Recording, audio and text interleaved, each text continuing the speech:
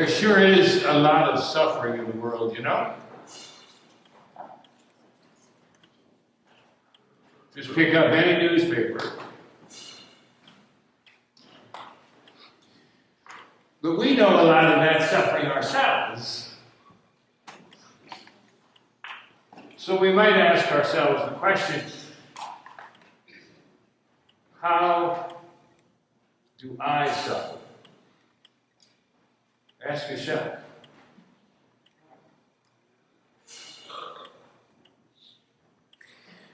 Sometimes it's obvious, you know, a physical disability.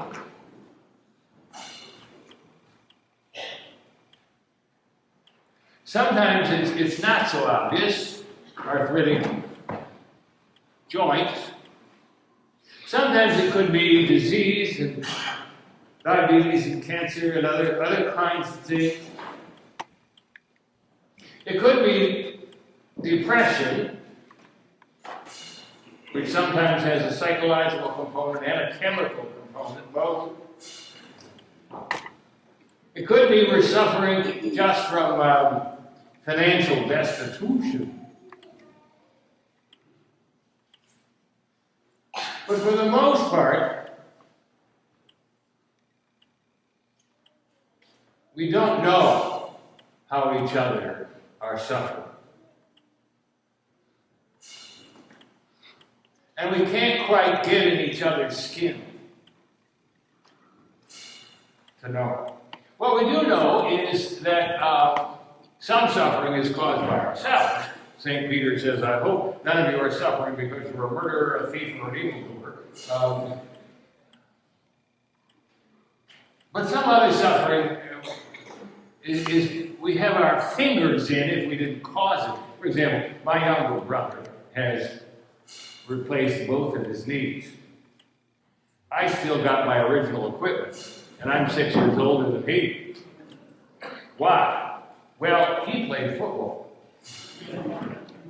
So he had a little bit of a finger in. I mean, it isn't exactly his fault, but he had, in fact, a lot of our suffering is because of things that we chose to do at some point in life. But a lot of our suffering also has to do with some other people.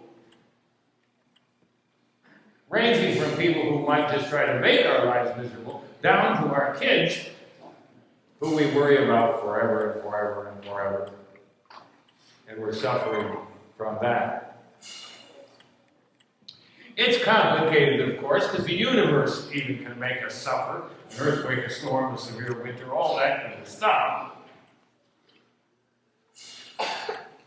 But the truth of the matter is we really don't know how each other is suffering. In fact, if you start studying the statistics, in the United States of America, they're saying 1 out of 3 women is sexually abused before she turns 18. 1 out of 4 or maybe 5 men. Put a crowd together like this room full of people, how many are suffering with that? We don't know. Private information.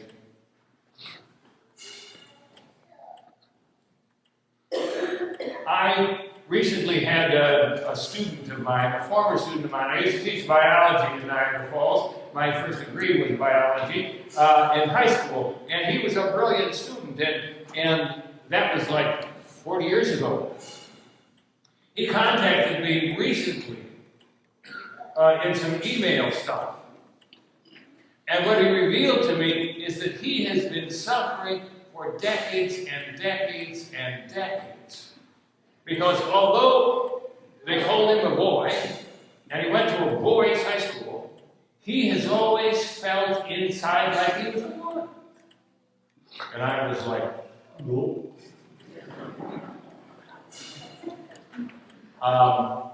You know, I've read about that, but I've really never known anybody for whom that was the case. And he described a kind of hell that he has gone through trying to figure out who he is and what this is, you know, all about. I never knew anything about what was going on in his life. Nobody knows the trouble I've seen. Nobody knows but Jesus. Isn't it true? We don't know what we're going through. And St. Peter says, rejoice to the extent that you share in the sufferings of Jesus Christ. Rejoice. Hopefully, you're not sharing in the suffering because you did something bad, like be a murderer, a thief, and so on. And the best way to be suffering is if you're suffering because you believe in God and in Jesus. Blessed are you, he said.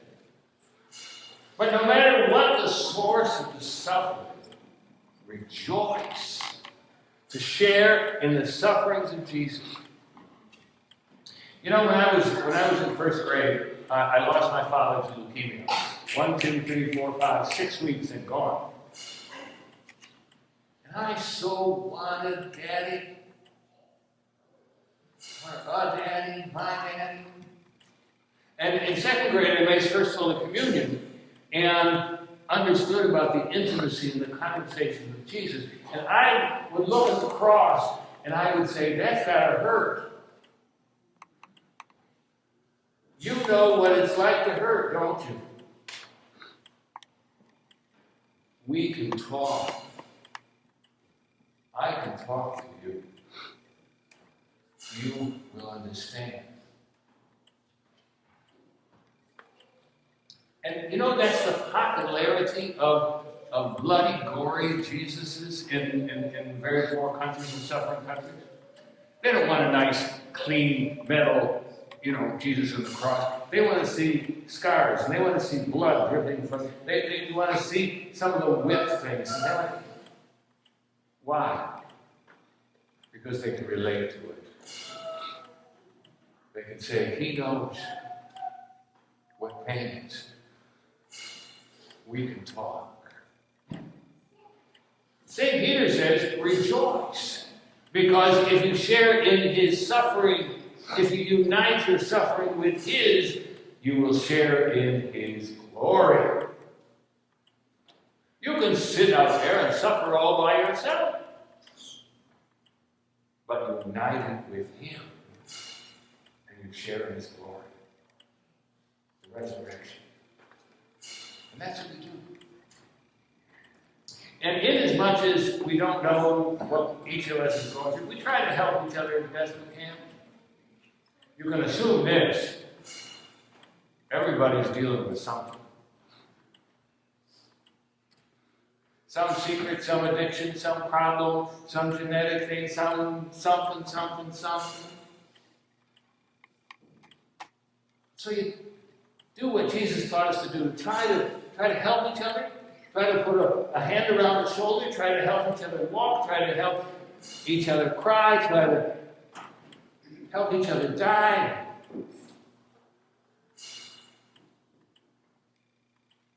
And try to understand and try to forgive. We never know what's going on inside the other person.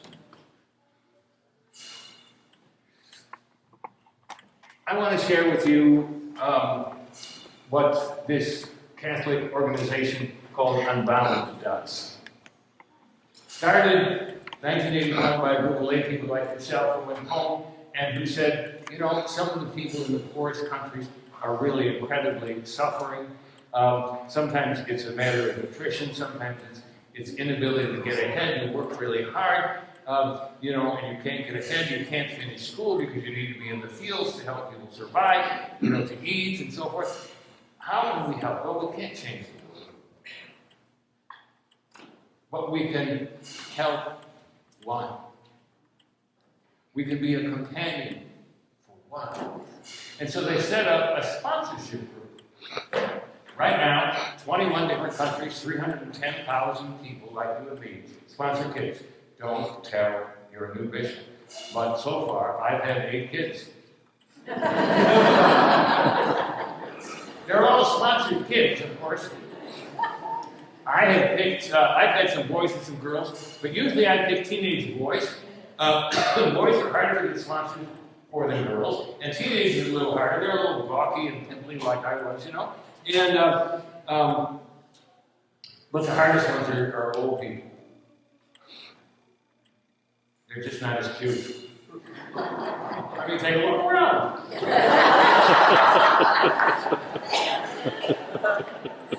Nobody has said to me lately, "Oh, aren't you cute?" After I say that, you know what? All my old people got sponsored with this last dance. If I don't say that, nobody even looks at that. I'm beginning to get a reputation for being able to get sponsors for old people. I sponsored 8 kids. I currently have Miguel. He's 22 actually. He just graduated from high school. I'm going to stay with him a little bit longer because he's going to try to go to college, which is amazing. Kid who grows up in a one-room house with a dirt floor and he's going to go to college. You know, so I'm going to stay with him. I write to him, he writes back. So we use a translator when necessary, although he's learning English, so he's more and more writing to me, you know, in some English. And he's so excited to get letters from somebody who's helping him, supporting him, encouraging him, helping him deal with the situation of extreme poverty. I want to ask you, I want to invite you to stop by after Mass. Behind each set of pews, there's a whole bunch of kids. I don't have any real older folks because they already got sponsored. I got a 20-year-old right here, Guillermo, in Guatemala.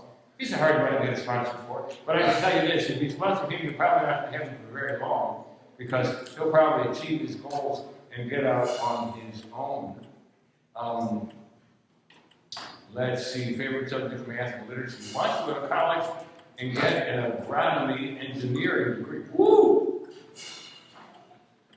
To be sponsored is a great opportunity since I can get my educational goals. Thanks to this, I am now a person who shares knowledge with people who don't know how to write or read. He's looking for a little bit of support in his future. You can have a flyer in your bulletin. You can fill that out if you want an older person and give it to me.